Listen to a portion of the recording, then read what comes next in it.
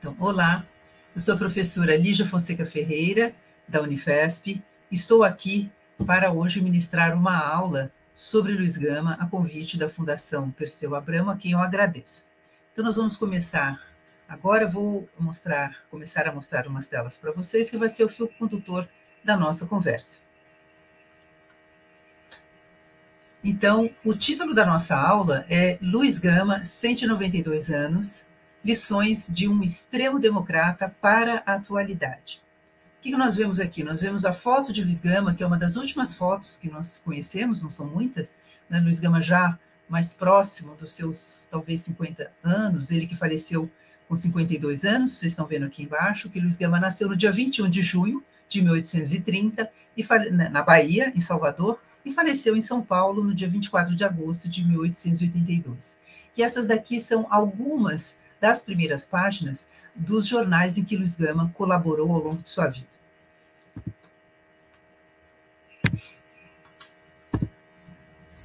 Então, eu gostaria de falar de Luiz Gama a partir dos seus pioneirismos. Luiz Gama foi o único intelectual e ativista negro do século XIX autodidata. Ele também foi o único a ter vivido 8 anos de escravidão. Isso aqui é um dado importante, nós vamos ver um pouquinho mais à frente, o que torna, né, a figura de Luiz Gama singular nesse panorama dos nossos abolicionistas, republicanos e ativistas, enfim, e de intelectuais negros no século XIX.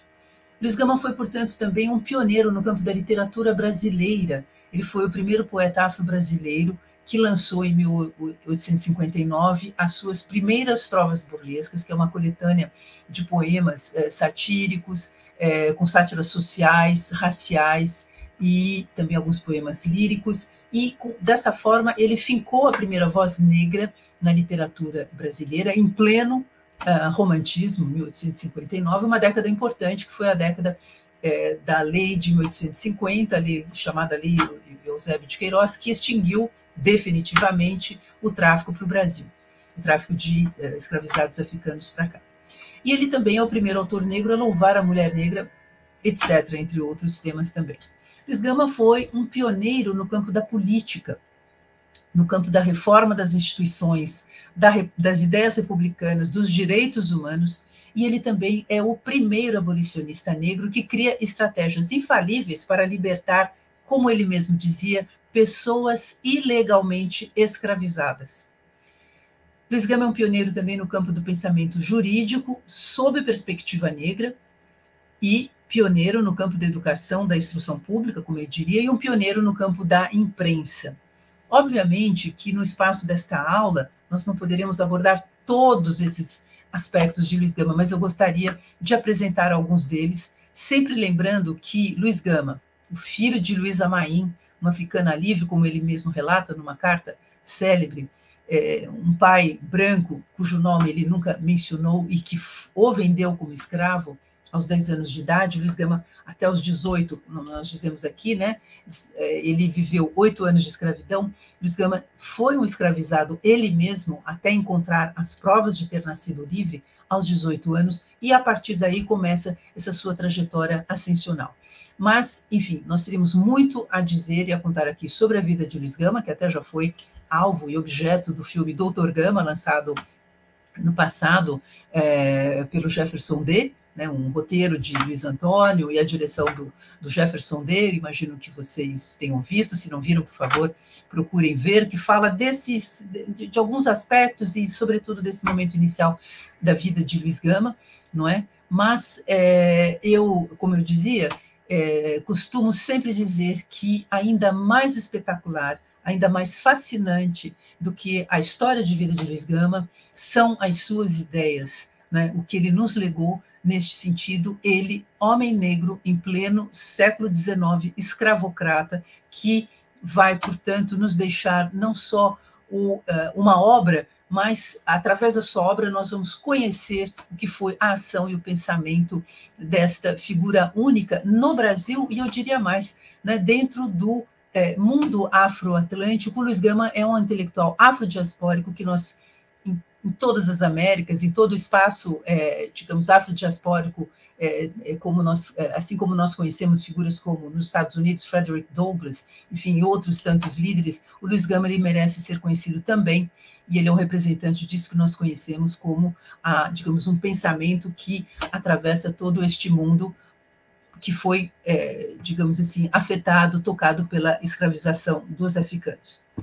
Então, aqui, justamente, é bom a gente lembrar que do século XVI ao século XIX, mais de 14 milhões de africanos foram escravizados, dos quais cerca de 4,2 milhões foram vendidos para o Brasil. Então, aqui a gente tem, nesse mapa, uma ideia do que foram os fluxos, né, da escravização africana, que, portanto, funda isso que nós chamamos da afrodiáspora. Como vocês estão vendo aqui, pelo tamanho das setas, o maior contingente veio para o Brasil, o que faz com que nós sejamos o país, né, digamos assim, que contém o maior número de descendentes de africanos fora da África, né?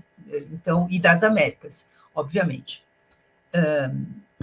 Um outro mapa nos mostra que, rapidamente, os fluxos, não é, dessas, e a origem, digamos, mas desses fluxos que trouxeram africanos aqui para o Brasil. Então, nós temos africanos que saem de diversas partes do próprio continente africano, de países que hoje correspondem à Guiné, que correspondem à Costa do Marfim, à Nigéria, ao Benin, não é? Depois, obviamente, de Moçambique, Angola. Então, aqui nós temos a Rota da Guiné, a Rota da Mina, Rota de Angola, Rota de Moçambique. E Luiz Gama, numa carta célebre a um amigo, datada de 1880, de julho de 1880, carta ao seu amigo Lúcio de Mendonça, quando ele conta, né, um pouco as suas origens, a sua infância, a sua mãe, enfim, todos os elementos biográficos de Luiz Gama deste momento, né, que é anterior ao período em que ele se encontrava como uma pessoa livre já na cidade de São Paulo, não é? Ele diz que era filho de uma africana livre da Costa da Mina, Luísa Maim. Então, possivelmente, a origem de sua mãe, não é, era esta aqui, o Benin. Então, como vocês estão vendo pela seta, havia uma rota que trazia africanos para a região de Salvador, onde Luiz Gama nasceu, proveniente desta região também. Essa daqui são as 4 fotografias conhecidas de Luiz Gama, que eu procurei colocar numa ordem assim que mostra o Luiz Gama aqui do mais jovem, né, de quando ele era mais jovem até, nós já notamos aqui a sua barba já embranquecida, né, aqui nesse final, quando o Luiz Gama aqui, essa daqui é a primeira foto que nós temos notícia, fotos de Augusto Militão de Azevedo. Então, são fotos que talvez, obviamente, a fotografia era chega aqui em meados da década de 60. Então, por que eu gosto de colocar essas fotos? É que o Luiz Gama ele vai se dar a ver como um homem negro, não só através das suas fotografias, mas a presença do seu corpo negro, dos seus traços, ele vai levar para os seus próprios escritos, a começar pelas primeiras trovas burlescas de Getulino, que é esse livro que eu mencionei, né, que é um livro de sátiras políticas, sociais e raciais, onde o Luiz Gama, justamente, é o primeiro autor negro a enunciar-se como tal. Né? Então, aqui eu dou o exemplo de 2 versos que aparecem nos seus poemas, né, em Quem Sou Eu, depois em Lá Vai Verso. No primeiro ele diz: se negro sou ou sou bode, pouco importa, o que isto pode? Ou seja, o que isto importa? No outro poema, Lá Vai Verso, Luiz Gama diz também: quero que o mundo me encarando veja um retumbante Orfeu de Carapinha. Então, nós estamos vendo aqui que esses traços de Luiz Gama, né, este filho da África, ele é literalmente um afro-brasileiro, né? E ele, inclusive, nessa carta, ele nunca confessou, né, ou falou do nome do pai. Ele diz, não confessar, porque ele não é obrigado, mas, enfim, confessar no sentido de dar, né, o nome do pai, de nos revelar o nome do pai. Ele diz que o pai dele pertencia a uma família de origem portuguesa, na Bahia, mas nós vemos aqui que o Luiz Gama, como é que eu posso dizer aqui, se afirma, não é, como um homem negro, e essas fotografias nos deixam muito claras, não é, os traços deste Orfeu de Carapinha, não é? Então, eu costumo dizer que eu sou mais uma mestre de cerimônias do que biógrafa. Inclusive, quando as pessoas me apresentam como biógrafa de Luiz Gama, eu digo, não, eu não sou biógrafa do Luiz Gama. O Luiz Gama, ele é um homem negro que nasceu, enfim, livre, foi escravizado, mas como muitos negros naquele momento sofriam aquele preconceito terrível, né, de que a raça africana, enfim, era a mais inferior. Nós não podemos esquecer, nós estamos falando do século XIX, no Brasil escravocrata, mas num período onde um século XIX dominado pelas ideias do racismo científico. O que dizia esse racismo científico? Que, dentre as raças humanas, a raça africana era a mais inferior e aquela que era, digamos, congenitamente incapaz de produzir coisas do espírito, né? Como Luiz Gama mesmo fala de uma maneira irônica num dos seus poemas: ciências e letras não são para ti, pretinho da costa não é gente aqui. Então, como se fosse impossível. E Luiz Gama vai ser o exemplo contrário, né, disso tudo. Então, eu dizia que eu não gosto de ser chamada de biógrafa de Luiz Gama, não que eu...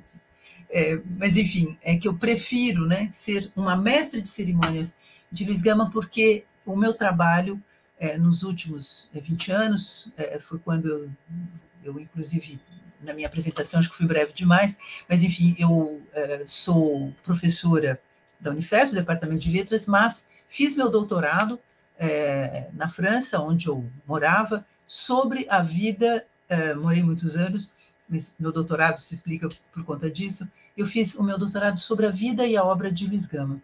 E uma das tarefas que eu me dei, né, quando eu comecei, enfim, já faz 20 anos que eu defendi minha tese, e desde então eu tenho procurado trazer a obra de Luiz Gama para o conhecimento do público brasileiro, não é? E já estou, portanto, depois eu posso comentar com vocês como é que tem sido o encaminhamento dessa pesquisa, de modo a que Luiz Gama, que dispensou o porta-vozes, Luiz Gama fala por si. Então, a minha ideia, portanto, é trazer, obviamente, e contextualizar toda a sua obra, mas o que é mais importante é a gente poder ouvir Luiz Gama, porque ele, sim, é uma voz que é importante no campo da literatura, mas também no campo da política, e como nós demos como título a essa aula, Lições de Luiz Gama para a nossa atualidade, eu acho que, então, eu me proponho aqui com vocês a lermos e comentarmos alguns textos de Luiz Gama que talvez não sejam conhecidos de vocês, mas que eu espero que vocês venham se aprofundar. Então, todos esses textos que eu vou citar, eles se encontram nesse, que é o meu último livro, o Lições de Resistência, Artigos de Luiz Gama na Imprensa de São Paulo e do Rio de Janeiro, que saiu pelas edições do Sesc em 2020, um livro que existe no formato e-book e também impresso. Ele já se esgotou, eu tive um livro, esse é o fenômeno Luiz Gama, meu livro se esgotou em menos de um ano, mas ele já está sendo reimpresso, então logo mais chegará novamente às livrarias e vocês poderão adquiri-lo. Então, vamos ouvir Luiz Gama, por Luiz Gama, num texto que é de 1869. Luiz Gama aqui tem 39 anos, então já aconteceu muita coisa na vida dele, não é? Mas esse é um ano importantíssimo. 1869, em primeiro lugar, nós estamos em plena Guerra do Paraguai ainda. Essa Guerra do Paraguai que retornará num dos textos de Luiz Gama. O Brasil havia atravessado uma crise política muito grande, com, em 1868, reviravoltas políticas que fizeram com que houvesse a ascensão de conservadores no governo imperial. Estou passando muito rápido, não teremos tempo de detalhar, mas, enfim, só para dar uma contextualização mais geral.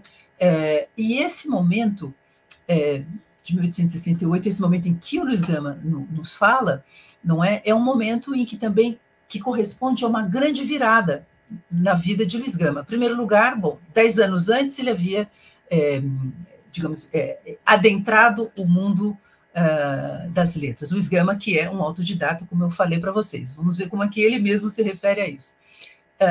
1859. 10 anos depois, 1869, Luiz Gama já vem, de meados da década de 60, desenvolvendo uma atividade jornalística importante, que, aliás, através da imprensa, eu que olhei mais para essa parte, digamos, em que Luiz Gama vai produzir obras para um público, né, leitor específico, no caso das suas obras, seus poemas satíricos, seu livro, que teve 2 edições, uma em São Paulo, uma no Rio de Janeiro, e depois, como eu disse para vocês, eu tenho procurado trazer Luiz Gama a conhecimento do público através da maneira como ele se comunicava, e tinha uma grande audiência, como a gente pode...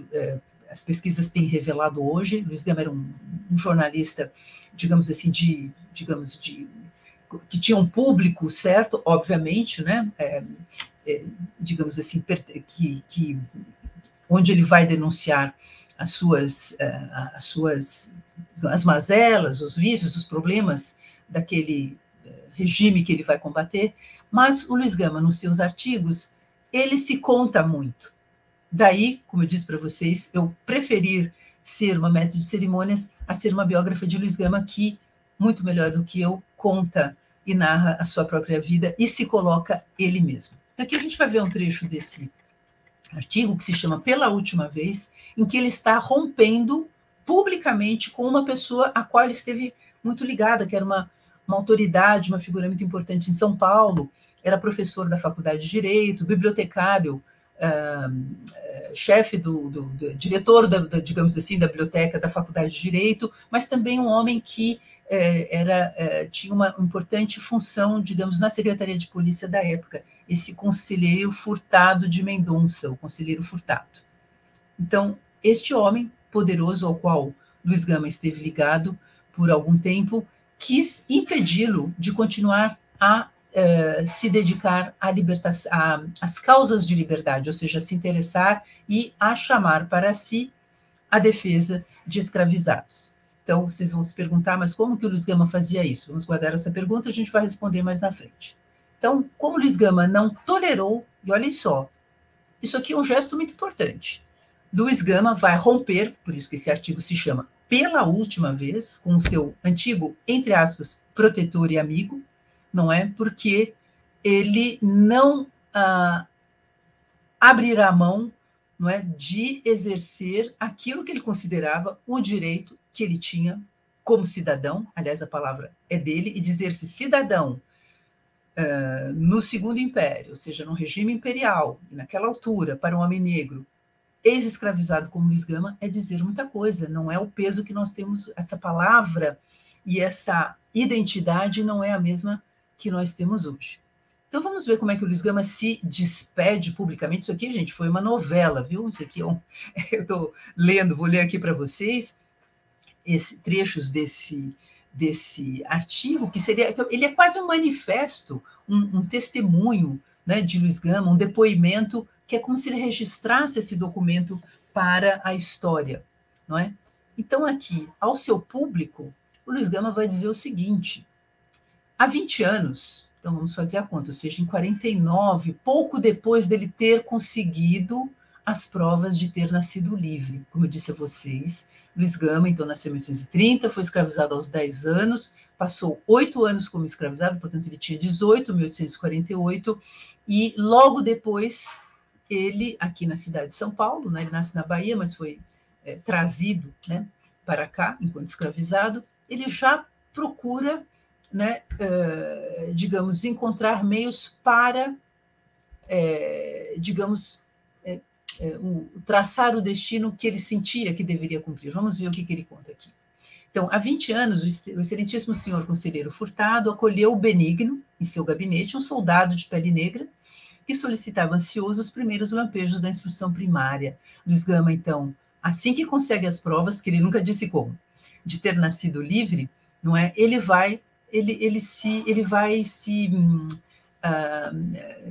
se torna soldado praça, né, da guarda da cidade de São Paulo. Então, aqui é por isso que essa referência, o soldado de pele negra, que é este Luiz Gama. Havia ele deixado de poucos grilhões de indébito cativeiro, ou seja, um cativeiro ilegal, foi vendido pelo pai, que sofrera por 8 anos e jurado implacável ódio aos senhores. Ao entrar nesse gabinete, levava consigo ignorância e vontade inabalável de instruir-se. Isso aqui nós vamos é algo muito importante, vontade inabalável de instruir-se. Então, vejam como Luiz Gama, um autodidata, vai se tornar esse homem da palavra, um escritor, um poeta, um jornalista, um advogado, ou seja, ele vai exercer ofícios onde a palavra e o conhecimento estão realmente no cerne dessas atividades. 6 anos depois, robustecido de austera moral, a ordenança da delegacia de polícia, que era, digamos, chefiada pelo conselheiro Furtado de Mendonça, despia a farda, entrava para uma repartição pública, fazia-se conhecido na imprensa como extremo democrata. E esmolava, como até hoje, para remir os cativos. Então, nós estamos falando aqui, vocês viram então o porquê do título da nossa aula, através da imprensa é que Luiz Gama, inclusive neste ano de 1869, a gente tem um número bastante grande, né, de artigos de Luiz Gama, ou seja, sua presença, portanto, a sua atuação política também vai ser, que acompanha, inclusive, talvez a efervescência daquele momento, né, a crise no governo imperial, guerra do Paraguai, e a ascensão também dos ideais dos liberais, que serão, pouco depois, estarão na origem da fundação do Partido Republicano no Brasil. Então, como a gente está vendo aqui, esse extremo democrata, como ele disse, esmolava como até hoje. Então, vejam só, vamos lembrar, quando é que se dá a abolição da escravidão no Brasil? Em 1888, Luiz Gama faleceu antes. Luiz Gama faleceu em 1882, 6 anos antes da abolição da escravidão, 7 anos antes da proclamação da República. Então, se a gente fizer as contas, desde a década de meados da década de 60, quando Luiz Gama, ou talvez até antes, Luiz Gama se liberta, eu costumo dizer, inclusive, que o primeiro escravizado que Luiz Gama libertou foi a si mesmo, porque ele diz ter conseguido as provas de que ele tinha nascido livre, não é? Então, ele vai olhar com muita atenção, ele vai com muita dedicação até os últimos dias de sua vida para aqueles com quem ele dividiu um destino, ou poderia ter dividido, se ele não tivesse conseguido essas provas, Luiz Gama teria sido escravizado, a gente não estaria falando dele hoje aqui, talvez. Enfim. E nós precisamos, então, atentar para essas datas, porque nós estamos falando, que eu sempre chamo a atenção para isso, de um Luiz Gama atuante, mais de 20 anos antes da abolição da República e mais de 20 anos antes da abolição da escravidão. Então, invertendo a ordem, mais de 20 anos antes da abolição da República e mais de 20 anos antes da proclamação da República, que, aliás, eram duas coisas que Luiz Gama sempre defendeu conjuntamente, como nós veremos aqui. E olha o que ele diz aqui também. Não possuía pergaminhos, ou seja, não possuía diplomas, porque a inteligência repele diplomas como Deus repele a escravidão. Essa daqui é uma frase daquelas lapidares de Luiz Gama que nós deveríamos, acho que, guardar, né, conhecer, entre tantas outras. Mas esta, não possuía pergaminhos, porque a inteligência repele diplomas como Deus repele a escravidão. O ex-soldado, continuando, arvorou a porta da sua cabana humilde o estandarte da emancipação e declarou guerra de morte aos salteadores da liberdade. Os salteadores seriam os ladrões de liberdade. Luiz Gama vai conseguir provar a ilegalidade também da escravização de muitos africanos, apoiado numa legislação do Império, especialmente a lei de 7 de novembro de 1831, que já poderia ter declarado, que declarava ilegal o tráfico negreiro para o Brasil e declarava livres todos os africanos que, a partir de 1831, tivessem aportado e desembarcado no Brasil, ou seja, uma lei que praticamente ficou como letra morta durante décadas. Luiz Gama vai ser um dos primeiros a lançar mão dessa legislação, não é, para provar e, digamos, apoiar-se na ilegalidade da escravidão. Continuando aqui, então, Luiz Gama se apresentando, vou fazendo esses comentários, espero que não fique muito confuso para vocês, mas eu acho que é importante a gente, às vezes, olhar para cada uma dessas palavras, cada uma dessas sentenças que tem um valor inestimável. Luiz Gama, portanto, nesse texto, como eu disse a vocês, um manifesto já abolicionista e republicano. Então, ele não manda uma carta né, de despedida para o seu protetor, ele faz essa carta, esse texto, né, num contexto, como eu falei para vocês, essa carta, esse artigo, ele vem numa série, o desfecho de uma crise. O Luiz Gama, inclusive, tinha essa habilidade, né, de levar ele, aliás, e muitas polêmicas e discussões naquele momento se davam através da imprensa, mas esse artigo, pela última vez, ele encerra toda uma série de artigos onde a gente vê como Luiz Gama, além do seu próprio ex-amigo, o conselheiro Furtado de Mendonça, depois ele vai digamos, se reconciliar parcialmente com ele mais à frente, mas como ele transforma isso também numa questão política naquele momento. Luiz Gama volta a falar de si. Tem por si a pobreza virtuosa, combate contra a imoralidade e poder. Os homens bons do país, compadecidos dele, chamam-no de louco. Os infelizes amam-no, o governo o persegue. E é verdade, Luiz Gama foi perseguido pelo governo, né? Sofreu, aliás, ele sofre retaliações exatamente esse momento em que ele está, pouco antes desse momento em que ele está escrevendo, não é? E ele diz aqui, surgiu-lhe na mente, isso aqui é muito interessante, surgiu-lhe, a gente tem a impressão que ele está falando de uma outra pessoa. Então, eu, fazendo uma análise desse texto, né, eu costumo dizer que há um fenômeno muito interessante, que é como se o Luiz Gama olhasse para aquele passado, não é? Aquela figura do passado que ele não é mais. Inclusive, esse ano e esse momento em que ele escreve esse texto, Luiz Gama há um corte na própria trajetória de Luiz Gama, um corte no sentido em que ele, a partir desse ano de 1869, a projeção pública do Luiz Gama será muito grande. Então, é como se houvesse ali também um outro momento, né, dentre outros momentos dramáticos, mas esse aqui é fundamental na trajetória de Luiz Gama, que eu considero, já num texto meu anterior, eu já considerei como é que eu posso dizer, esse corte de Luiz Gama, essa ruptura dele com o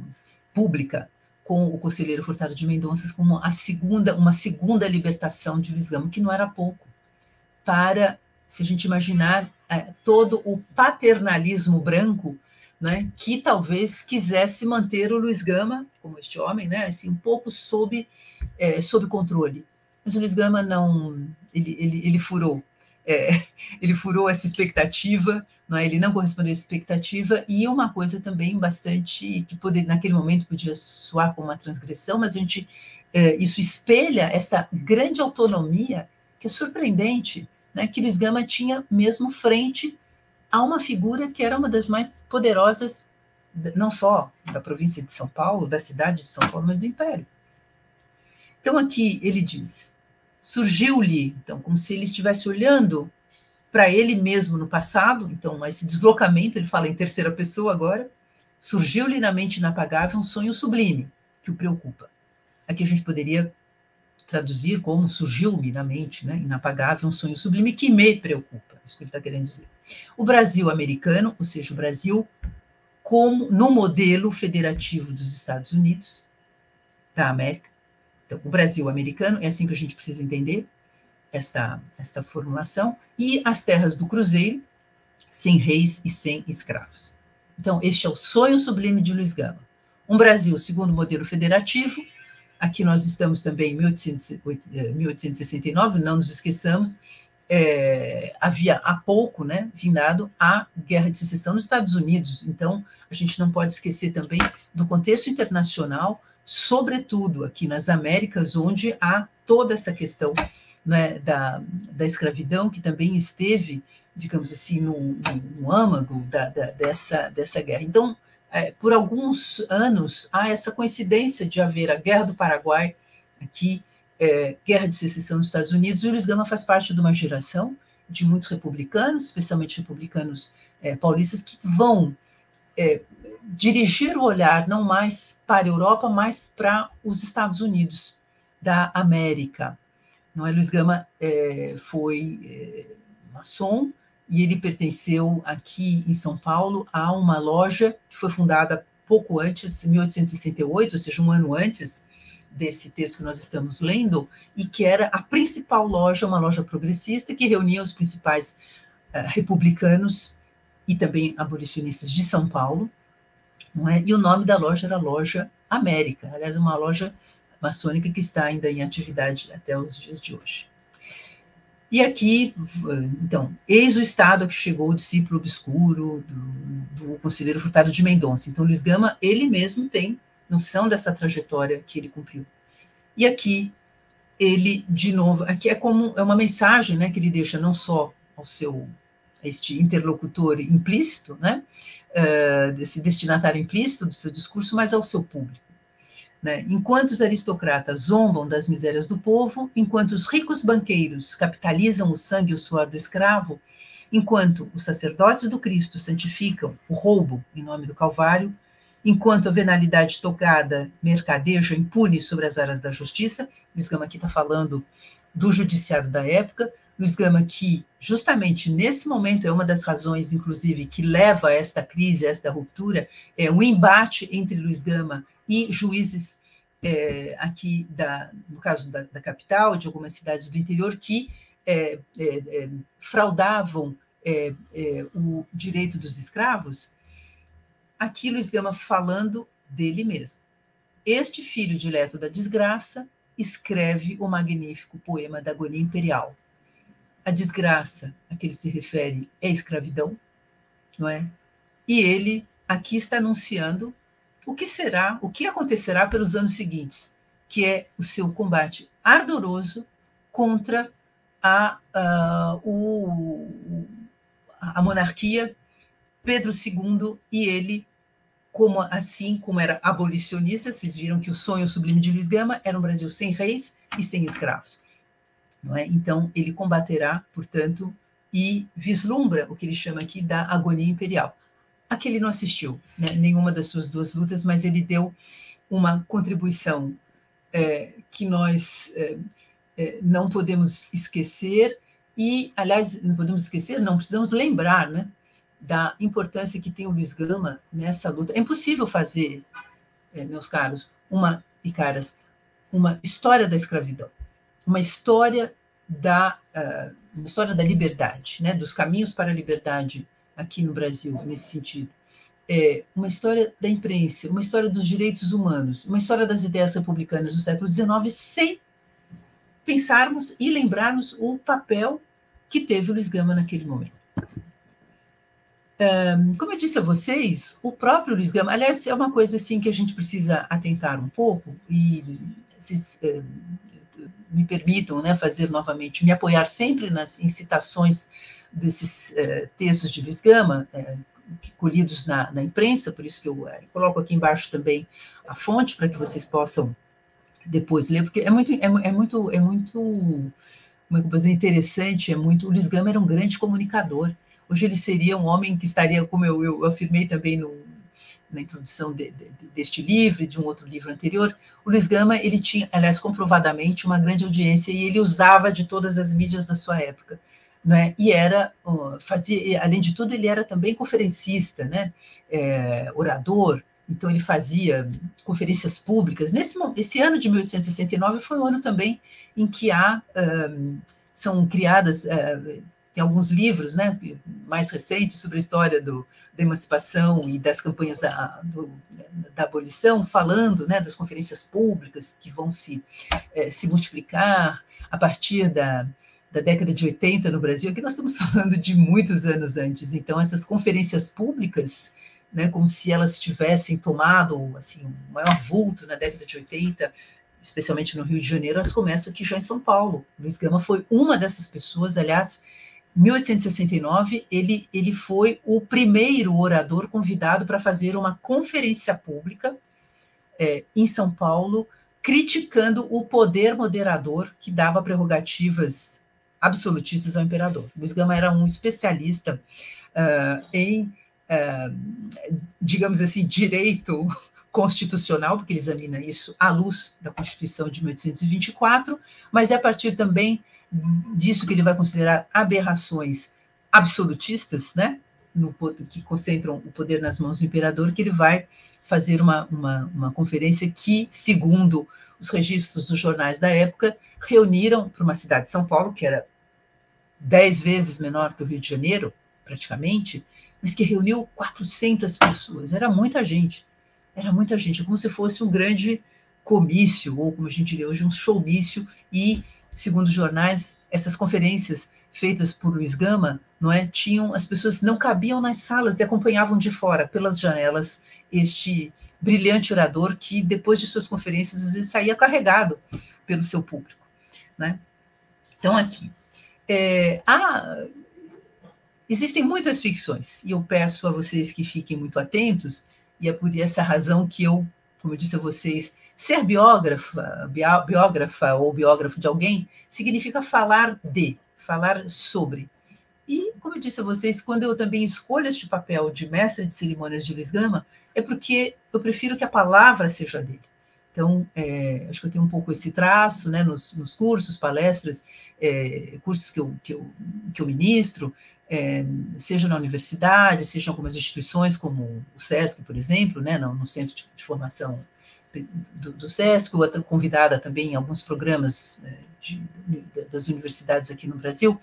Eu procuro sempre me apoiar nesses textos de Luiz Gama para que as pessoas também possam, através dessa leitura, ter este contato com o que é a voz e o pensamento de Luiz Gama, a sua perspectiva.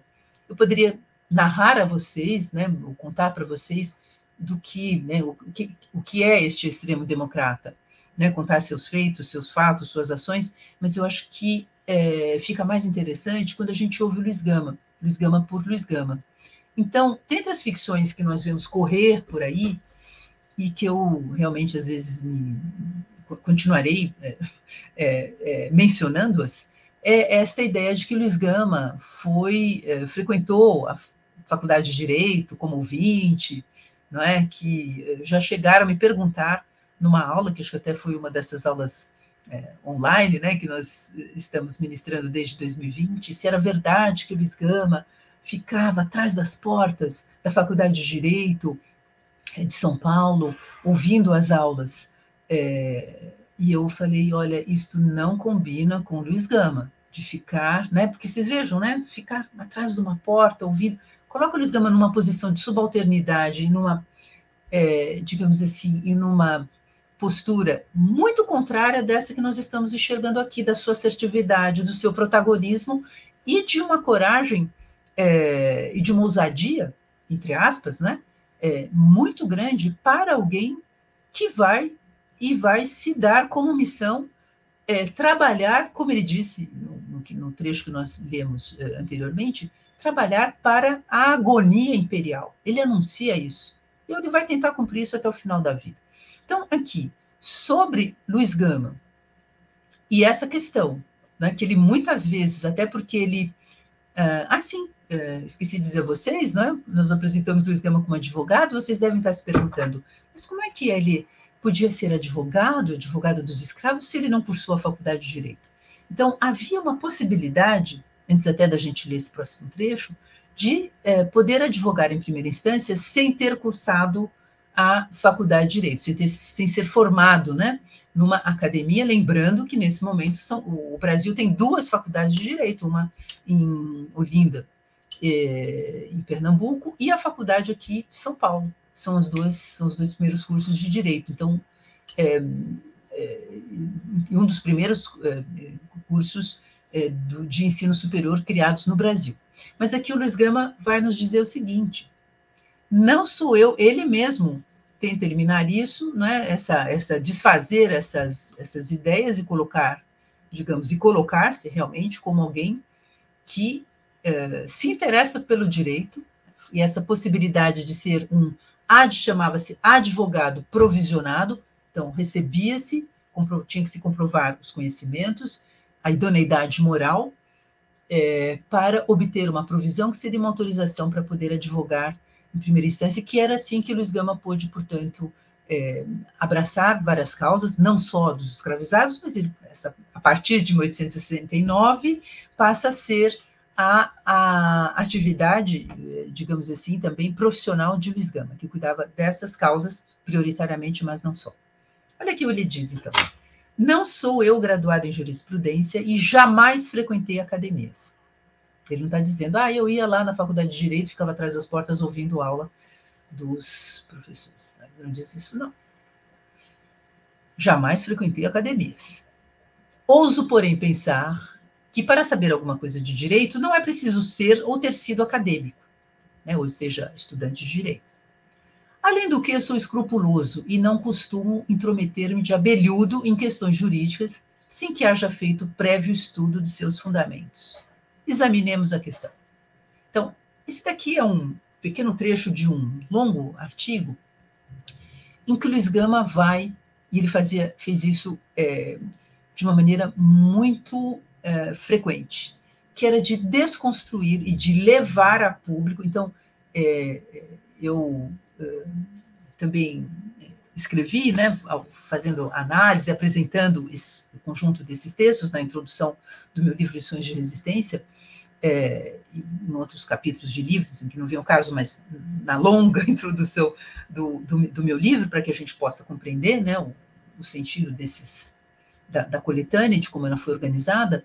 O Luiz Gama, ele poderia ser, dentro da sua atuação na imprensa, um comentarista jurídico, que é o que ele fazia isso, ele levava sentenças, ele comentava sentenças, ele que já era advogado e se via, né, no embate ali, no corpo a corpo com juízes e outros advogados, mas ele levava, a atuação dele, a ação como advogado provisionado encontrava uma outra ressonância, se desdobrava na sua, digamos, na sua atuação como jornalista, porque ele levava esses casos para o conhecimento público. Era uma maneira, não é, de denunciar os desmandos, como é que eu posso dizer, como ele diz, o direito que era transgredido, a transgressão estava, naquele momento, do lado, não é, de um judiciário que o quê? Que compactuava com o status quo escravista, que protegia a propriedade escrava, que não ia,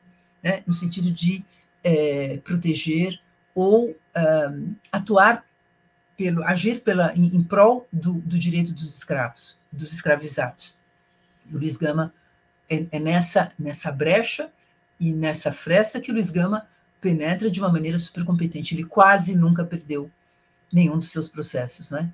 Mas ele também politiza, ele informa e politiza essas questões, porque era uma questão política, mas era uma questão econômica, era uma questão de ordem social, enfim. E ninguém melhor do que ele, vocês se lembram, né, dos pioneirismos de Luiz Gama, ou seja, dentre os intelectuais e ativistas negros do século XIX, o único a ter conhecido por dentro essa instituição chamada escravidão foi Luiz Gama. Mas aqui ele vai pelo caminho do direito. Então, quando ele diz aqui, examinemos a questão, é quando ele vai passar a discorrer para mostrar, relata o que acontece e diz onde se encontram os erros de advogados e juízes. Então, vocês imaginem a ira que ele despertava, não é, nessas pessoas e nesses agentes do judiciário, né? E ele termina na sequência, que é uma outra sequência também de artigos, onde ele exerce esse papel, ele vai dizendo, era minha intenção, ele não só vai, discorre, faz a sua demonstração, e aqui ele diz, era minha intenção dar a estampa, ou seja, trazer a público, através de jornais, o processo judicial inteiro, para que o povo bem admirasse o modo extravagante pelo qual se administra a justiça no Brasil. O modo extravagante, aqui a palavra extravagante, no sentido, o modo é um sentido irônico, né, que ele usa para dizer que a justiça no Brasil estava sendo, como ele diz aqui, os juízes são pagos para aplicar as leis, não para interpretá-las ou manipulá-las em favor dos senhores de escravos, não é? Então, é isso. Eu acho que ainda, né, a gente hoje pode olhar para várias instituições no Brasil que estão sendo administradas dessa maneira extravagante que Luiz Gama denunciava naquele momento. Então, vamos continuar aqui, que a gente tem algum tempo ainda pela frente, mas não muito. Então, aqui, novamente, Luiz Gama, mais à frente, são vários os artigos em que Luiz Gama vai repetir isso. Não sou jurista. Aliás, ele repete dizendo assim, olha, eu não estudei, não frequentei a academia, mas eu conheço profundamente o direito. Luiz Gama vai se tornar, até o final da vida, uma referência né, nos temas que ele abordava e, sobretudo, na jurisprudência sobre a escravização, sobre a libertação. Ele será consultado mais à frente, a gente tem registros de juízes, né, que vão consultá-lo antes de proferir sentenças, né, então, mas isso é que ele vai marcando em vários momentos, né, da sua trajetória. E a gente encontra isso, por sorte, né, nos seus artigos. Quando ele diz, novamente aqui, não sou jurisconsulto, nem sou douto. Imagina, cultíssimo. Não sou graduado em Direito, não tenho pretensões da celebridade. Então, nós vivemos aqui, eu gosto muito de citar, porque nós vivemos, né, no momento aqui na era das celebridades, gente, e, enfim, vamos continuar, depois eu retorno aqui. Nem estou no caso de ocupar cargos de magistraturas, o que ele, aliás, nem poderia, porque ele não teve educação formal. Isso aqui é importante dizer. Outra coisa também. Então, Luiz Gama não frequentou a faculdade de Direito de São Paulo, e, aliás, ele não poderia. Não porque ele fosse negro, não porque ele tivesse sido escravizado, mas porque ele não frequentou, né, assim, as escolas, enfim, teve educação, sei lá, no caso primária, depois do secundário, aquilo que permitisse a ele ser admitido na faculdade, como hoje, ninguém que não tenha cursado, então, né, a educação formal, todas as etapas, poderia entrar num curso superior, tá? Então, a gente precisa também tomar cuidado, porque eu vejo assim com certa preocupação quando se diz Luiz Gama não foi admitido na Faculdade de Direito por ser negro. Não, é porque ele não tinha assim, feito, né, se formado antes, não tinha educação formal anterior, porque havia outros contemporâneos de Luiz Gama, negros, que foram alunos da Faculdade de Direito. Um deles vai se tornar um grande amigo dele, a gente vai ver um pouco mais à frente. E aqui, então, não tenho pretensões de celebridade e não posso, ou seja, ele não está preocupado em ser famoso, né, gente, porque tem muitos famosos hoje, né, se a gente olha para a nossa atualidade, o que fizeram, né, com que contribuíram. E quando você está muito preocupado em ser uma celebridade, você não tem tempo de olhar para o outro. Luiz Gama é um servidor, é um servidor da humanidade, né, é um líder servidor, quando a gente pensa nessa categoria hoje. Revolta-me, porém, a incongruência notória de que, com impávida arrogância, dão prova cotidiana magistrados, ou seja, juízes, eminentes que tenham por ofício o estudo das leis e por obrigação a justa aplicação delas. Então, um exemplo daquilo que eu falei para vocês. E o Luiz Gama, ele vai penetrar tão profundamente nos seus estudos do direito que ele acaba sendo, aliás, é o título de um capítulo de um livro que eu escrevi, Luiz Gama acaba sendo um defensor dos escravos e um defensor do direito. Quando a gente fala do direito, é este direito que não era observado, era manipulado, era transgredido pelos seus próprios agentes, que seriam os juízes, né? Bom, e uma outra coisa, gente, que nós estamos falando em atualidade, nós que estamos aqui, né, celebrando no dia 21 de junho, enfim, junho de 2022, o aniversário, 192 anos deste jovem, esse pensamento de Luiz Gama, que se continua jovem, mas, sobretudo, tão pertinente, tão para os que traz tantas lições, como eu disse, para o que nós estamos, para o Brasil de hoje, não digo de hoje, dos últimos tempos, mas principalmente esse Brasil, nesse momento que nós atravessamos. É importante dizer a vocês que Luiz Gama, como também, né,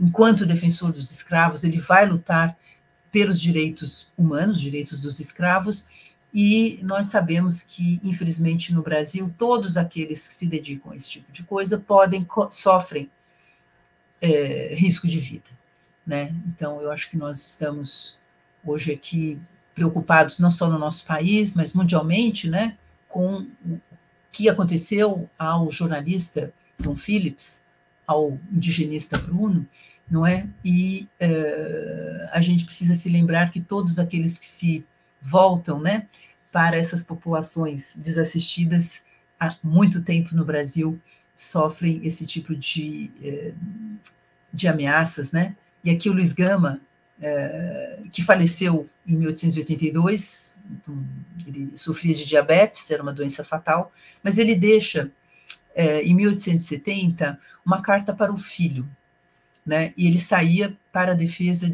era uma causa que depois a gente não vai ter tempo de detalhar, muito árdua, muito difícil, né, em que significava que era dizia respeito a um grande espólio, né, de escravos, etc. E o Luiz Gama deixa, então, uma carta para o filho que ele não sabia se ele ia ver. Então, essa carta é maior, ela também está transcrita no livro, Lições de Resistência, e ele diz o seguinte ao filho: ser republicano, faze-te artista, faze-te apóstolo do ensino desde já. Luiz Gama, que era um leitor voraz, e ajudou a fundar escolas aqui, escolas e cursos gratuitos, né, de instrução primária na cidade de São Paulo. Só estou dando essa dica para vocês que eu não vou poder aprofundar. Combate com ardor o trono, a indigência e a ignorância. Trabalha e ser perseverante. Lembra-te que escrevi estas linhas em momento supremo, sob ameaça de assassinato. Teu pai, Luiz Gama. Também já fiz num artigo que eu vou só mencionar aqui, um artigo meu que vocês podem encontrar pela internet, tem alguns, né? Se vocês colocarem Lígia Fonseca Ferreira, Luiz Gama, vocês encontram alguns, mas eu faço num artigo que se chama Luiz Gama, um abolicionista, leitor de Renan, R-E-N-A-N, que é o nome de um historiador e filósofo francês. Eu faço, dentro nesse artigo, uma análise também desta carta, que é um pouco mais extensa, mas que ela é cheia de significados, e ela também corresponde a uma espécie assim, de herança moral e que ele quer deixar ao próprio filho, não é, aqui, quando ele não sabia se voltaria, né, a revê-lo. Então, o que nós temos aqui, só retomando, fazendo uma primeira síntese do que nós vimos até agora, o Luiz Gama, a partir dos meados de 1860, ele dá início a essa atividade na imprensa e também toma grande fôlego esse seu ativismo abolicionista. Relembrando vocês, 20 anos antes da abolição, 21 anos antes da República. E o Luiz Gama faleceu em 24 de agosto de 1882, e uma das homenagens que ele recebe dos seus pares, né, então, eu acho que muito da popularidade de Luiz Gama, que ele conheceu em vida, e ele não trabalhou para ser uma celebridade, mas ele ganha o destaque, não é? Primeiro, pelo seu talento, né, enquanto comunicador, pela clareza das suas ideias, da maneira como ele expressava, e também porque era um momento em que vai se formar aqui no Brasil, digamos, especialmente, acho que o grande marco ali é a partir da Guerra do Paraguai, do final da Guerra do Paraguai, em 1870, a criação do Partido Republicano, ou seja, começa, portanto, o que ele vai chamar a anunciar-se esta agonia imperial, portanto, essas duas lutas que vão ganhando força conjuntamente, a luta pelo fim da escravidão, né, e Luiz Gama vai ser um abolicionista radical, vamos ver logo mais à frente, e também pela República, fazem com que ele tivesse sido também, e essas ideias, ele as manifesta continuamente na imprensa, e ele era assim visto pelos seus pares, reconhecido pelos seus pares, jornalistas de São Paulo, jornalistas da capital do Império, no caso do Rio de Janeiro. Luiz Gama, ele era mencionado e conhecido em todo o Brasil. A gente acha que rede só tem agora, né, por causa de internet, mas essas pessoas conversavam, circulavam, faziam chegar jornais de todo o Império. Luiz Gama e outros jornalistas contemporâneos também comentam o que se escreve, não assim em tempo real, em outros rincões, né, do Brasil imperial.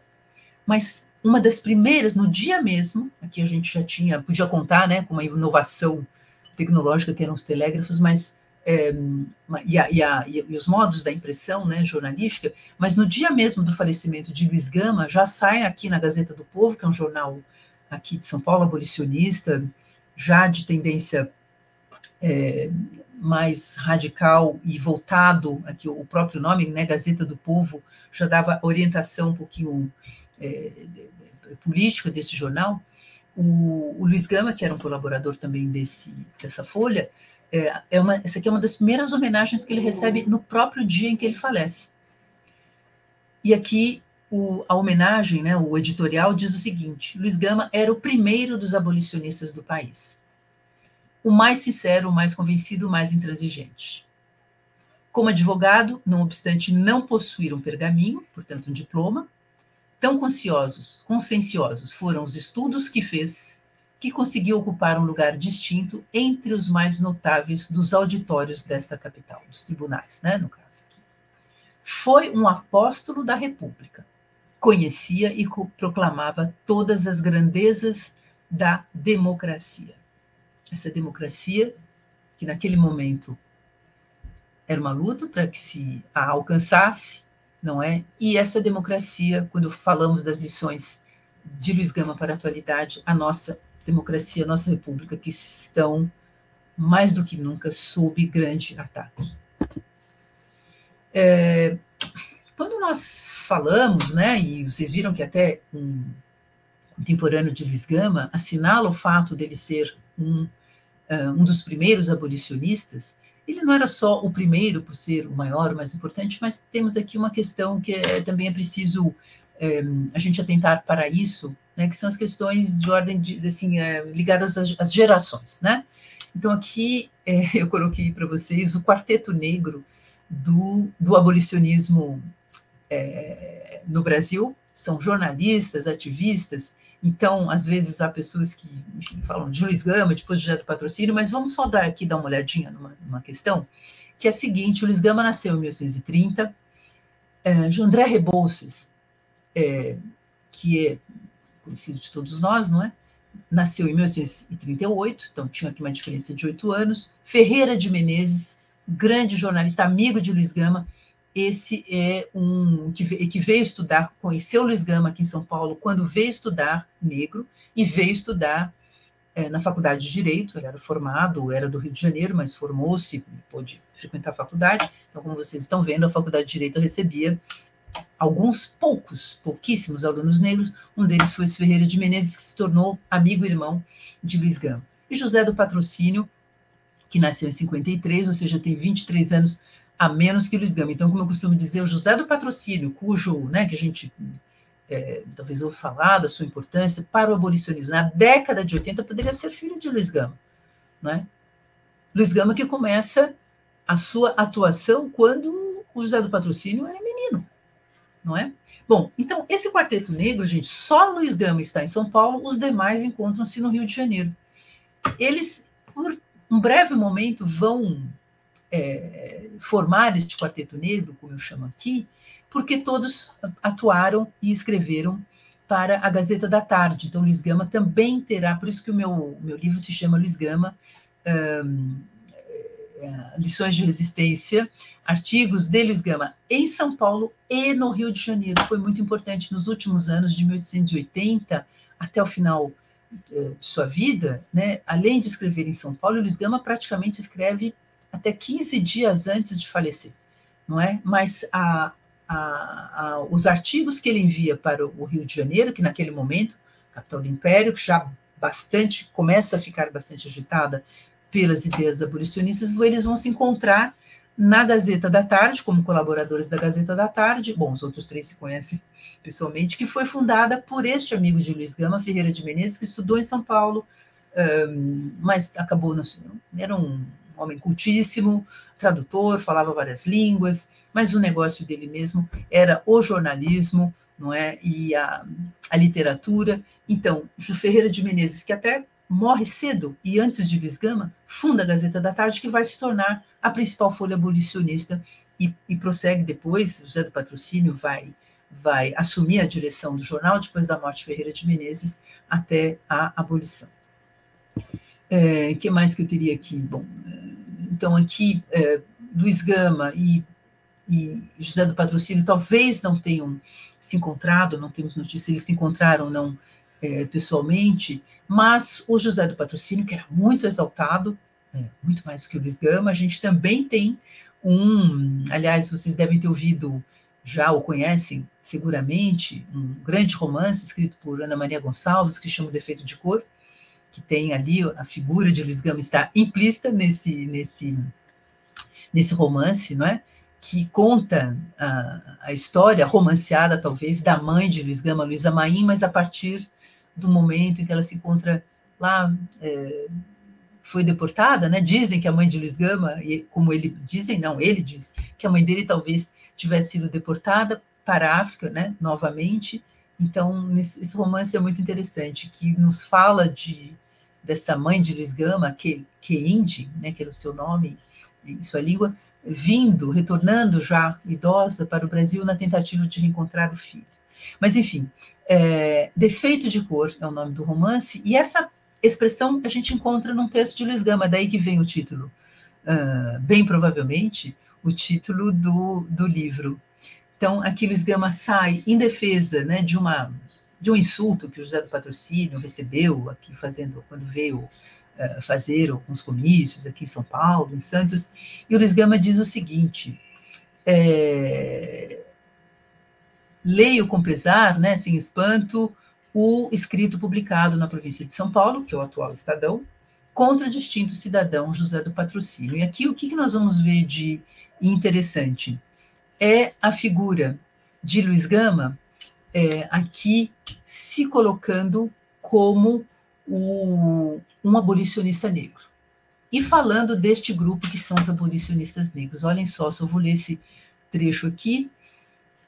Em nós, e esse nós, quando ele fala o nós aqui, gente, é o nós abolicionistas negros. Ele diz, em nós, até a cor é um defeito, um vício imperdoável de origem, um estigma de um crime. E vão ao ponto de esquecer que esta cor é a origem da riqueza de milhares de salteadores que nos insultam, que esta cor convencional da escravidão, à semelhança da terra, através da escura superfície, encerra vulcões onde arde o fogo sagrado da liberdade. Então, esse nós somos nós negros. Então, aqui, como vocês estão vendo, essa questão da cor dos abolicionistas, do racismo que estará implícito também nessa questão, aliás, ela nunca esteve ausente, mas ela vai se aguçar na percepção de Luiz Gama.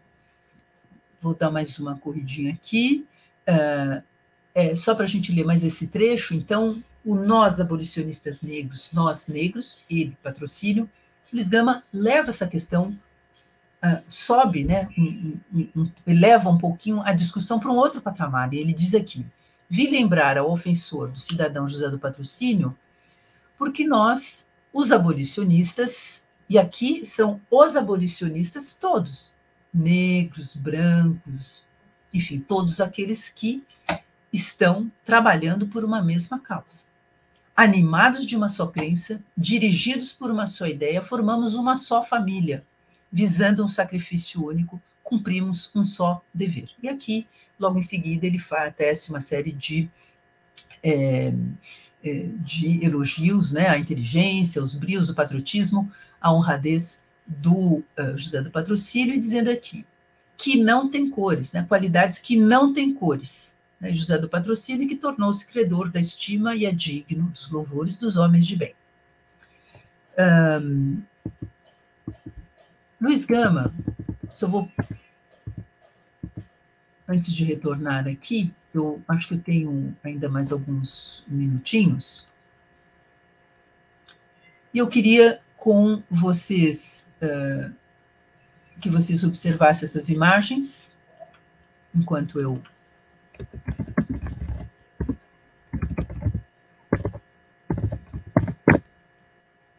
são imagens que nos fazem retratos da escravidão.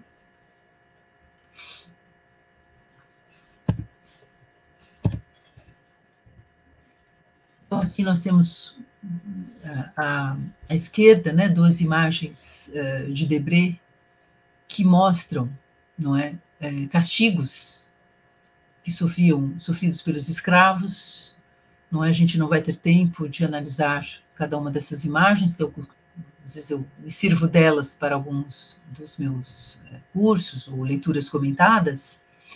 À direita, desculpe, nós temos aqui também um quadro que poderia retratar uma realidade brasileira, mas ele é de autoria de um pintor francês, que esse quadro bastante, enfim, célebre, né? Porque ele fala de um problema que corre nas Américas, o castigo dos 4 pinos, não é? E nós vemos aqui, enfim, tem muitos elementos, né, que importantes nessa observação, digamos assim, indiferente, né, da família branca, outra pessoa, um outro escravizado chegando ali, não é, para talvez sofrer mais chibatadas, o próprio, digamos assim, a aplicação dessas é muito perturbador, né? A gente pensar que a aplicação desses castigos era também feita por um outro homem negro, enfim.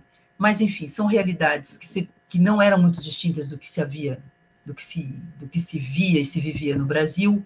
Aqui nós temos também, nesse quadro de Rugendas, no quadro de Debré, o mercado de escravos, por onde Luiz Gama passou, ele que foi escravizado, saiu menino, né, com 10 anos de idade, lá da Bahia, a porta no Rio de Janeiro, primeiro, antes de vir para Santos, depois Campinas, ser recusado lá e chegar à cidade de São Paulo, não é? Mas são situações, e, portanto, esse desembarque no Cais do Valongo, no Rio de Janeiro, o grande porto, né, desembarque de escravos, o Luiz Gama, que também passou mais de 10 dias no Rio de Janeiro, também conheceu seguramente este lugar. Ele não menciona, mas não havia, digamos, outro porto onde pudessem... era por ali que era a porta de entrada, o Cais do Valongo, do desembarque aí no caso, né, quando Luiz Gama chega, né, muitos chegaram, quantos milhões, né, de africanos, mas também aqueles que vinham deste tráfico interprovincial. Então, a gente pode também ter uma ideia, através dessas imagens, de realidades que foram vividas, vivenciadas e vistas, gravadas, né, na memória do Luiz Gama, que é isso que a gente leu até agora. Ainda vamos ler mais alguns trechinhos.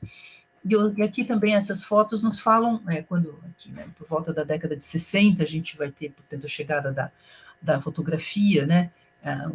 São outras imagens que falam, digamos assim, das realidades que Luiz Gama enfrentou e observou ali um senhor com 5 dos seus escravos. Cada uma dessas fotografias mereceria um comentário bastante extenso da nossa parte. Uma fazenda ali, possivelmente no interior de São Paulo, né? Aqui do Marc Ferrez, de um fotógrafo francês, então partida para a colheita do café. E aqui um casal já, como nós observamos pelos trajes, pelos sapatos, um casal de negros africanos, não sabemos, não é? Possivelmente sim, ou ex-escravizados, mas aqui já libertos, portanto. Eu queria voltar só um pouquinho atrás, só me deem aqui um instante, para voltar a uma citação dos Retratos da Escravidão, por Luiz Gama. Então, estou voltando aqui atrás, para que a gente possa compreender, porque quando Luiz Gama faz os retratos da escravidão, gente, não é um retrato da escravidão como faria um viajante. Os viajantes europeus que vieram para cá, o próprio Debré, que além dessas aquarelas, também relatou, digamos assim, que ele observou, né, na escravidão no Brasil, e outros tantos viajantes europeus que a gente nem poderia, enfim, citar todos aqui. Mas esses retratos da escravidão, aqui, como Luiz Gama faz em vários momentos em vários dos seus artigos, eu escolhi aqui um deles, porque é uma realidade que ele possivelmente, que conheceu o navio negreiro, ele fez uma viagem, não é? Num navio negreiro de Salvador ao Rio, depois do Rio a Santos, subiu a pé. Essa é uma cena, inclusive, que ele descreve, mas que a gente vê, uma cena que ficou muito bonita no filme Doutor Gama, vai subir a pé a Serra do Mar até Campinas, são 175 quilômetros, né, em linha reta, né? Luiz Gama conheceu na sua pele. Ele não é, portanto, a escravidão. Esta vivência não é algo que ele observa de fora, que ele tem as marcas no seu próprio corpo, né, e na sua memória. E no convívio com todos os demais, né, que compartilharam dessa situação e deste destino, que o dele, né, acabou escapando por um lado, mas o Luiz Gama, justamente aquilo que ele se torna, né? O advogado dos escravos, o jornalista, é para levar o olhar, não é, do seu público, dos brasileiros, em sua maioria brancos daquele momento, não é? Mas também os jornais tinham eram lidos coletivamente pelas pessoas, portanto, o nome de Luiz Gama vai chegar, se Luiz Gama fala, inclusive ele dirige, tem algumas representações, textos que ele dirige ao imperador, né, aos políticos, ele também chega, né, e digamos, ele alcança as suas ações, as suas ideias, a sua atuação no Brasil também chega nas bases, né, que são os escravizados. Inclusive, às vezes ele era procurado por escravizados de outras províncias, para além de São Paulo. Mas aqui, Retratos da Escravidão, Luiz Gama. Nesse texto, que são trechos de uma carta publicada naquele jornal Gazeta da Tarde, aquele jornal do Rio de Janeiro, que nós mencionamos, fundado por Ferreira de Menezes, é um texto de dezembro de 1880. O negro, o escravo, come do mesmo alimento, no mesmo vasilhame dos porcos. Dorme no chão. Quando feliz, sobre o misteiro. É presa dos vermes e dos insetos.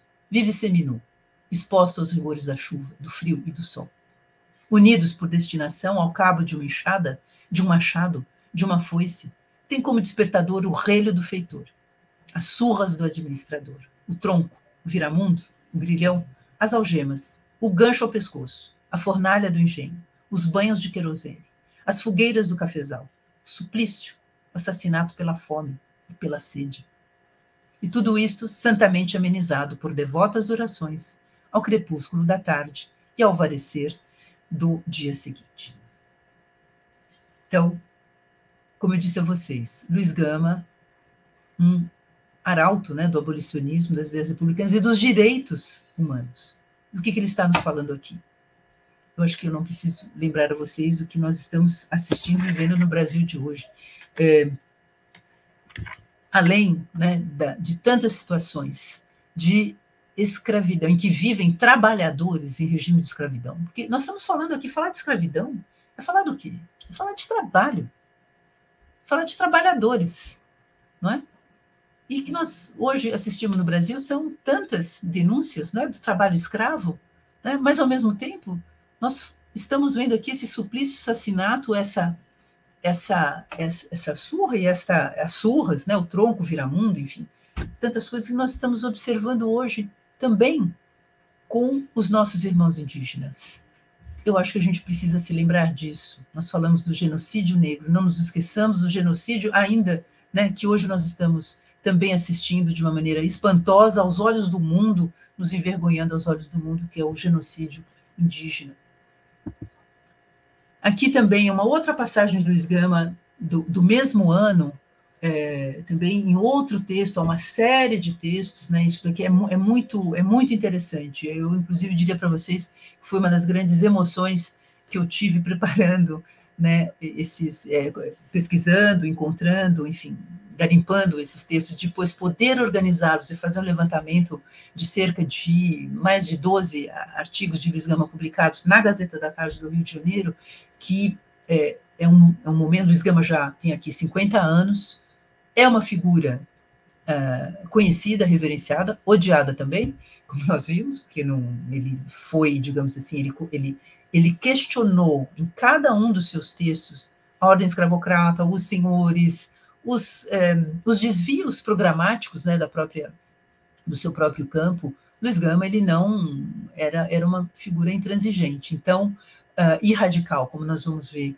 logo mais à frente também. Mas eu queria ainda tomar um pouco o tempo de vocês. Eu sei que é uma aula gravada, vocês podem interromper, depois voltar a ela, mas eu acho que eu não posso deixar de mencionar este outro retrato da escravidão importantíssimo, em apenas um parágrafo de um texto belíssimo, que é essa da carta de Ferreira de Menezes, aqui de dezembro, que também está, obviamente, todos esses textos estão integralmente reproduzidos no meu livro. Luiz Gama diz, aqui, gente, em um parágrafo, é como se Luiz Gama nos retratasse 350 anos de escravização no Brasil naquele momento. Olhem só o que ele diz. Ele, que é, como nós vimos, um filho de uma africana, ele é um filho da África. O Luiz Gama é filho de uma africana, de uma estrangeira, mas de uma estrangeira que é vista, né? O africano é um corpo, era um corpo estranho ao Brasil. Convido vocês a lerem, não é? A Constituição de 1824 não tem lugar para esse estrangeiro que é um africano, portanto escravo, portanto negro, portanto escravo. Né? Então diz aqui Luiz Gama, filho da África, né? Sim, milhões de homens livres, nascidos como feras ou como anjos, nas fúlgidas areias da África, roubados, escravizados, mutilados, arrastados nesse país clássico da sagrada liberdade, assassinados impunemente sem direitos, sem família, sem pátria, sem religião, vendidos como bestas, espoliados em seu trabalho, transformados em máquinas, condenados à luta de todas as horas, de todos os dias, de todos os momentos, em proveito de especuladores cínicos, de ladrões impudicos, referindo-se aos senhores de escravos, de salteadores sem nome. Que tudo isso sofreram e sofrem em face de uma sociedade opulenta, do mais sábio dos monarcas, Pedro II, à luz da religião católica apostólica romana, diante do mais generoso e mais interessado dos povos, a imagem que o Brasil vendia para o exterior, que recebia uma carabina envolvida em uma carta de alforria, com obrigação de se fazerem matar a fome, a sede e a bala nos esteiros paraguaios, referência à Guerra do Paraguai, e que nos leitos dos hospitais morriam, volvendo os olhos ao território brasileiro, aqueles que no campo de batalha caíam, saudando risonhos, o glorioso pavilhão da terra de seus filhos. Estas vítimas, que com seu sangue, com seu trabalho, com sua bravura, com sua própria miséria, constituíram a grandeza dessa nação, jamais encontraram quem, dirigindo um movimento espontâneo, desinteressado, supremo, lhes quebrasse os grilhões do cativeiro. Então, aqui, gente, sem se colocar como, olha, eu, né, o redentor dos escravos e tudo, mas o Luiz Gama, ele vai aqui, 1880, como é que eu posso dizer, está vendo uma...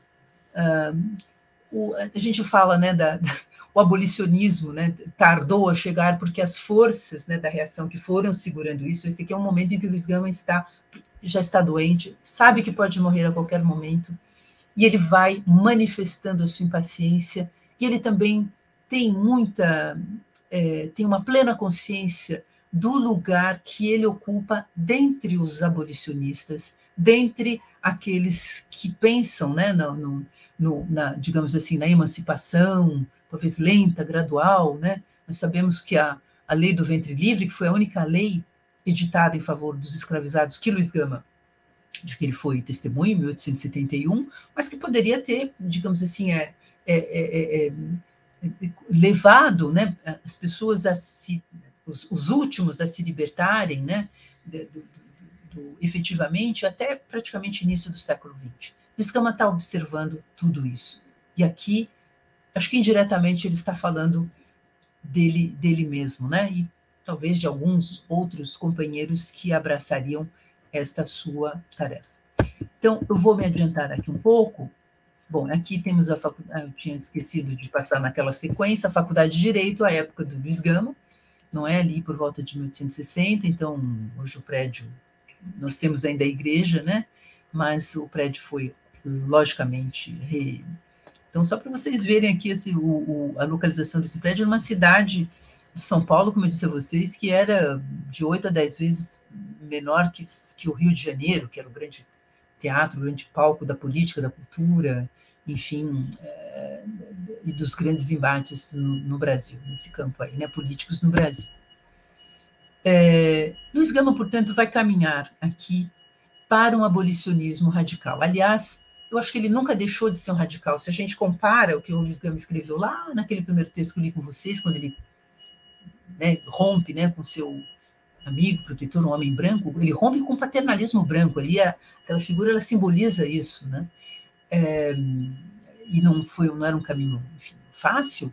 Então, a gente tem que encontrar e enxergar nesse gesto de Luiz Gama, na verdade, é uma continuidade. Luiz Gama nunca foi. É curioso, porque como Luiz Gama, nós vamos ver agora o que ele diz, logo um pouco mais à frente, que ele diz a respeito do direito, apoiar-se no direito naquele momento não era ser um moderado, pelo contrário.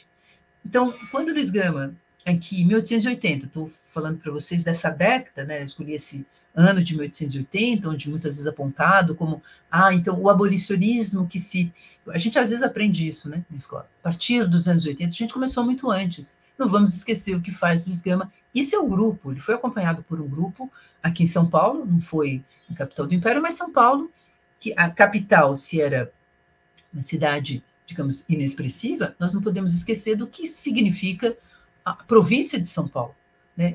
O nosso interior, escravocrata, naquele momento, né? Que começa, né, por conta da expansão do café, onde vão se concentrar os senhores, e vai ser, portanto, a província que vai concentrar o maior número de escravizados, né?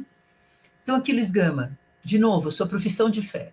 Eu, assim como sou republicano, sem o concurso dos meus valiosos correligionários, faço a propaganda abolicionista. É um momento em que o Luiz Gama resolve assumir radicalmente também a sua função e o seu papel, não é?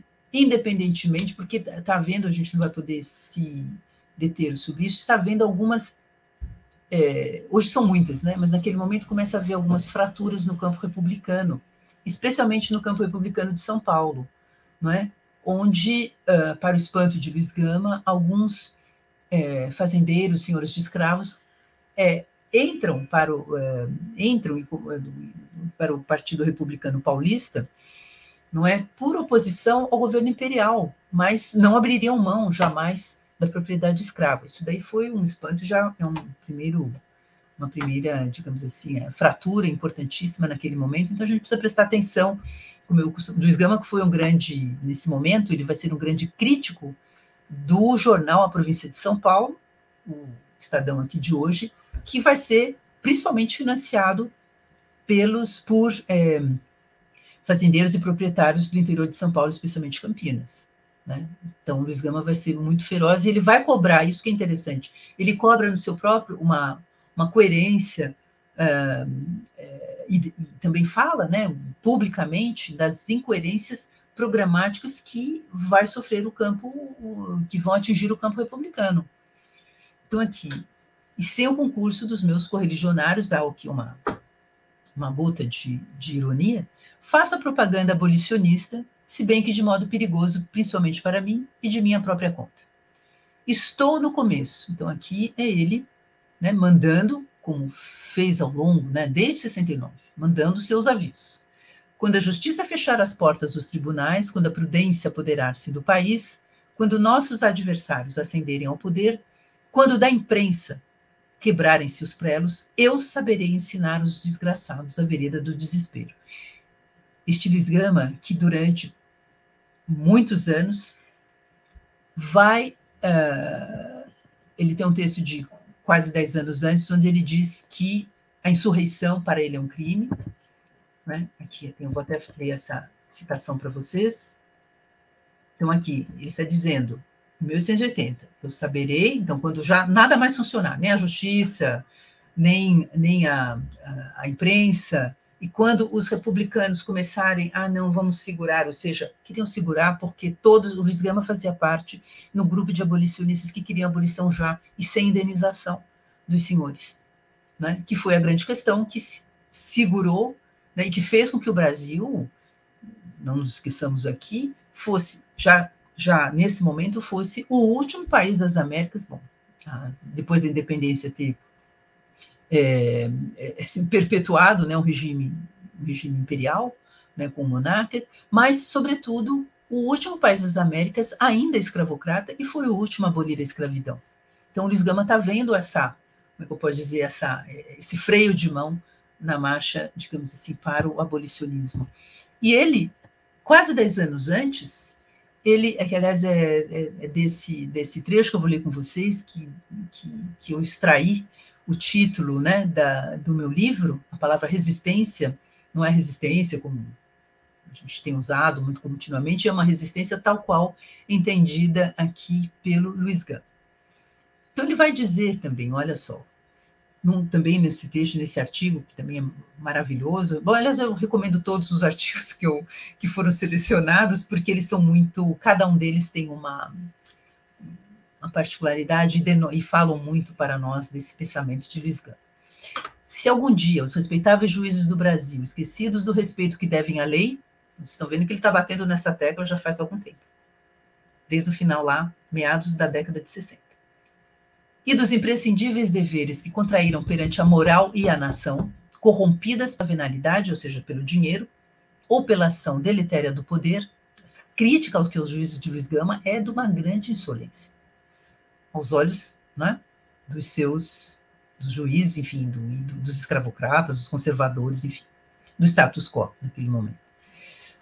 Quando esses juízes, abandonando a causa sacrossanta do direito e por uma inexplicável aberração, faltarem com a devida justiça aos infelizes que sofrem escravidão indébita, ou seja, ilegal, eu, por minha própria conta, sem impetrar o auxílio de pessoa alguma e sob minha única responsabilidade, aconselharei e promoverei não a insurreição, que é um crime, mas a resistência, que é uma virtude cívica. Isso aqui também é algo que é para a gente praticamente guardar e conhecer de cor esse trecho, mas, sobretudo, esta nuance desses conceitos aqui apresentados pelo Luiz Gama. Então, olha, vejam só, né? Então, 10 anos depois, ele vai dizer a mesma coisa, ou seja, isso vai mostrando o quanto ainda pouco se conseguiu avançar na questão, não é? Em uma década. E aqui Luiz Gama, novamente, ele praticamente repete, né, com todas as palavras, aquilo que ele havia dito em 1871. Ok? Agora, essa resistência que está aqui em aspas, ela aparece em aspas no texto original, né, que eu tive todo esse trabalho, esse é o trabalho que nós das letras gostamos de fazer, essa transcrição, estabelecimento, mas eu tive que respeitar, né, a gente tem que respeitar muito que é o grande desafio, né, da transcrição dos textos, assim, uma transcrição fidedigna, portanto, onde foram mantidos, sei lá, itálicos, aspas do autor. Então, aqui, gente, qual é o sentido dessa resistência como virtude cívica? Nós estamos em 1871, aqui a Lei do Ventre Livre fazia pouco menos de 2 meses que havia sido editada a Lei do Ventre Livre, 28 de setembro de 1871. Então, também nada, como eu costumo dizer, nada é muito gratuito, né, quando a gente observa as falas, os textos de Luiz Gama. Mas, quando ele se refere, Luiz Gama era maçom, como eu falei para vocês, é um século XIX pelo qual se espraia, o longo século XIX se espraiam, entre outras coisas, né, os ventos soprados pela Revolução Francesa, que é uma das bases também, não é, do que hoje nós, digamos, dos direitos, né, humanos, como a gente, que ainda continuam imperfeitos, mas que a gente procura aperfeiçoar ainda hoje. Não preciso lembrar o que que está acontecendo com o Brasil nesse momento em que nós estamos aqui ministrando essa aula e vocês nos ouvindo. Mas, enfim, a primeira declaração dos direitos do homem e do cidadão, que se chamava assim, né, em francês, que é de agosto de 1789, pouco depois da queda da Bastilha, enfim, que é aquele marco da Revolução Francesa. Olhem só, né, Luiz Gama é um homem do seu século, Luiz Gama é um maçom, ele é um herdeiro deste pensamento iluminista, ele está de olho nisso, na liberdade, igualdade, fraternidade, certo? Mas o que diz aqui esse artigo 1º? E eu acho que isso daqui é algo que está também, digamos assim, que está muito claro, é um eixo, digamos, intelectual, ético, existencial para Luiz Gama. Os homens nascem e permanecem livres e iguais em direitos. Artigo 1º da Declaração dos Direitos do Homem e do Cidadão, de agosto de 1789. Artigo 2º. O fim, ou seja, a finalidade, né, de toda associação política é a conservação dos direitos naturais e imprescritíveis do homem. Esses direitos são a liberdade, a propriedade, a segurança e a resistência à opressão. Que aqui nós vamos ler como resistência à opressão, quer dizer, a Revolução Francesa, ela vai colocar fim ao absolutismo, ao antigo regime, não é? Onde tudo se concentra nas mãos de apenas um homem, de um monarca. Então, vocês vejam, quando Luiz Gama diz que ele vai combater os reis, quando ele quer assistir, né, ele diz que assistirá e trabalhará pela agonia imperial, ele está se remetendo a essa questão, né? Então, resistência à opressão significa a resistência à tirania, à monarquia absolutista, à opressão do homem pelo homem. E não à toa Luiz Gama, como eu falei anteriormente na aula, se torna um grande, se debruça, né, sobre o direito constitucional e vai ser um grande crítico do poder moderador que atribuía prerrogativas e direitos ao imperador que eram semelhantes, segundo ele, a essa monarquia absolutista que havia, no final do século XVIII, sido derrubada com a Revolução. Bom, a gente nem vamos entrar nessa história da França ao longo do século XIX, que leva quase 100 anos para se consolidar verdadeiramente esses ideais da Revolução Francesa. Bom, então aqui para a gente ir finalizando, eu gostaria de mencionar essas lições de um extremo democrata para a atualidade. Enquanto vocês leem aqui, eu vou só verificar se está certinho. Eu preciso só verificar uma questão técnica aqui.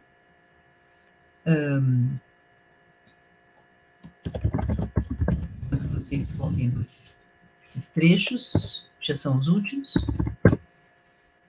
Eu gostaria também, novamente, né, de comentar com vocês estas lições de um extremo democrata para a atualidade, o título da nossa aula de hoje.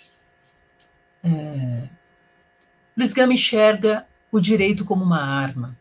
Então, eu acho que nós não preciso lembrar aqui a vocês o que nós estamos vivendo no Brasil, onde, né, as lutas contra as fake news, as lutas contra informações disparatadas, contra palavras que logo à frente se revelam totalmente manipuladas, manipuladoras, e, enfim, etc. Mas o Luiz Gama diz aqui, olha só, a guerra não se faz com palavras, nem com injúrias, nem com ameaças, nem com lutadores anônimos. Os nossos canhões, e aqui quando ele fala os nossos, são os nossos republicanos do seu campo, né, e da sua... e essa, como é que eu posso dizer? Quando ele diz isso, os nossos canhões estão assestados a descoberto, né, falar da transparência dessa luta, que é aquela que dá as caras. Então, vocês estão vendo aqui, né, como o Luiz Gama também, aliás, ele precisou lutar contra fake news ou boatos a seu respeito, não deixava passar né, ele já ia logo para a imprensa dizendo, né, desmentindo coisas a seu respeito. Então, aqui, os nossos canhões estão assestados a descoberto, os nossos gladiadores estão de pé. São imagens fortes, né, a gente precisa lembrar também que são imagens de uma retórica de texto, de uma imprensa, que é uma imprensa só de palavras, não tinha imagens como hoje. Né? Então, nossos canhões estão assestados a descoberto, nossos gladiadores estão de pé, nós combatemos sem artifício. Nossa armadura é o direito.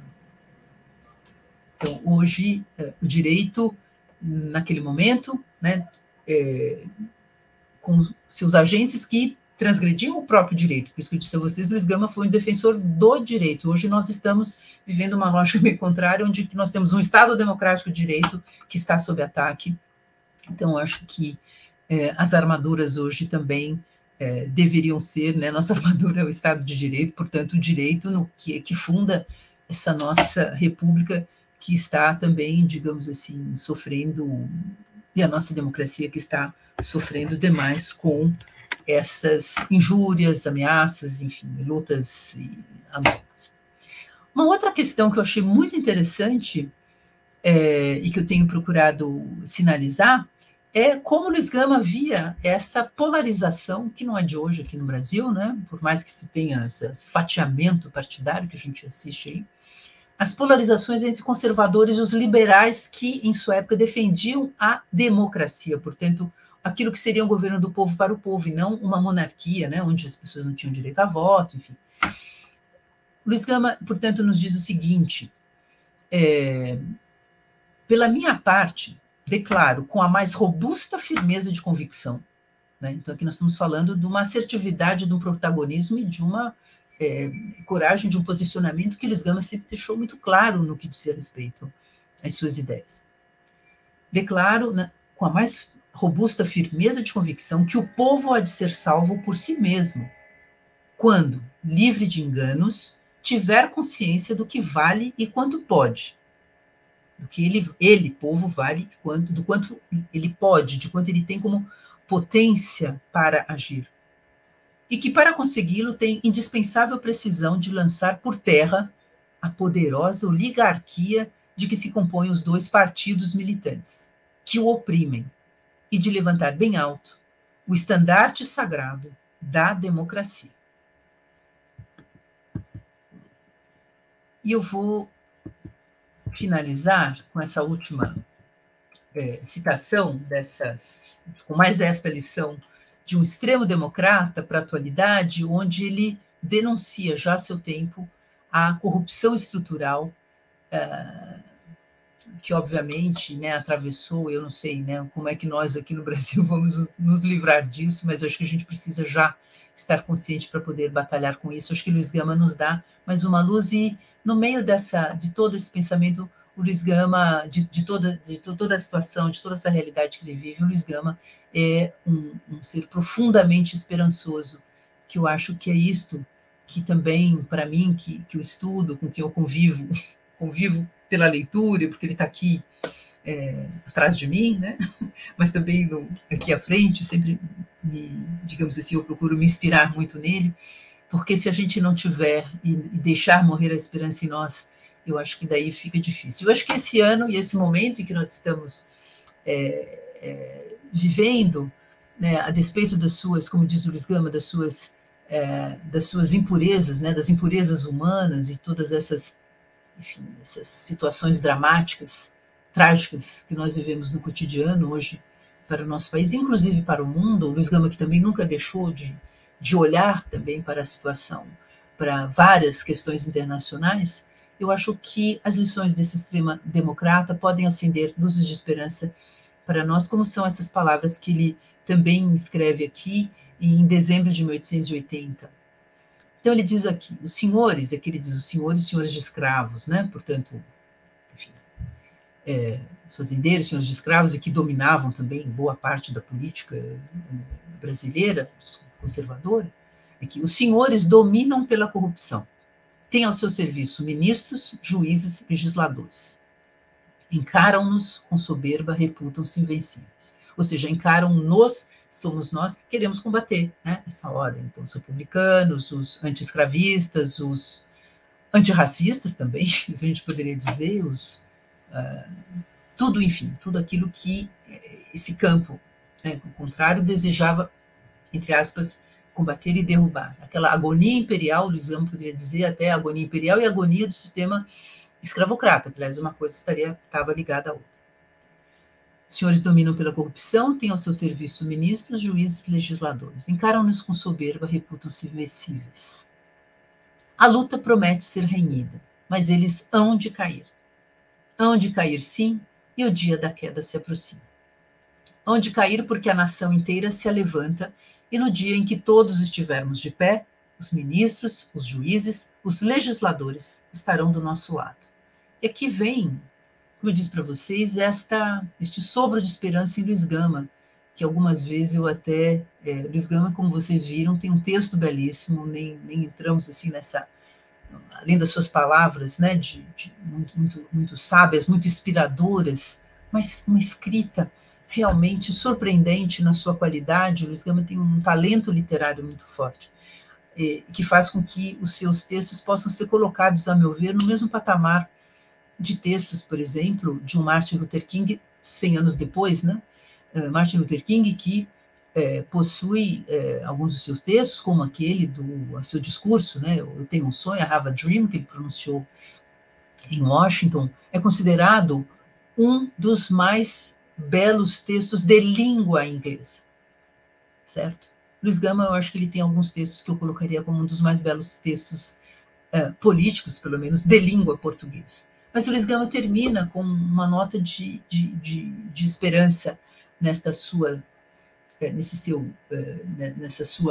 seu retrato e denúncia dessa corrupção estrutural no Brasil. Então, que ele diz: os próprios senhores, na granja, na tenda, na taverna, no Senado, hão de apertar a mão ao liberto, se nos livrarmos da corrupção, mas também aqui, talvez pensarmos nessa ordem que ele idealiza, né, da liberdade, igualdade e fraternidade. nivelados, está na mão ao liberto, nivelados pelo trabalho, pela honra, ou seja, todos trabalhando, e não apenas uma classe dos trabalhadores escravizados. Pela honra, pela dignidade, pelo direito, pela liberdade, dirão com o imortal filósofo: se fosse possível saber o dia em que se fez o primeiro escravo, ele deveria ser de luto para a humanidade. Então, nós hoje ficamos por aqui, e eu agradeço imensamente a oportunidade de dar, talvez, espero que não tenha sido muito longa essa aula, mas espero que vocês vejam, né, no seu tempo. Pelo fato de ser gravada, vocês podem ver também aí em vários momentos, lerem com carinho esses textos que eu selecionei, espero que tenha sido do agrado de todos. E como eu costumo dizer, vocês sabem que Luiz Gama recebeu muitas homenagens, já recebeu homenagens da OAB com o título de advogado, já foi também, digamos, nomeado patrono da abolição, herói da pátria, não é? Antes de 2019, por sorte, mas enfim, principalmente ano passado, além do filme do Jefferson D. Dr. Gama, Luiz Gama recebeu também pela Universidade de São Paulo um título de doutor honoris causa, mas eu costumo dizer que a maior homenagem que nós podemos prestar ao Luiz Gama, a este Luiz Gama que eu mostrei aqui apenas a ponta, né, de um iceberg deste homem constelação, como eu costumo dizer.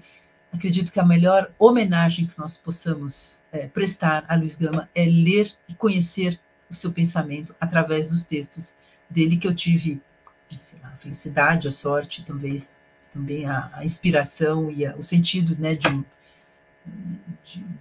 um dever, da contribuição que eu poderia dar, conhecendo o que ele representa dentro da história do Brasil, sobre aqueles vários aspectos que nós apontamos. Então, agradeço demais a atenção e espero encontrá-los numa outra oportunidade. Muito obrigada.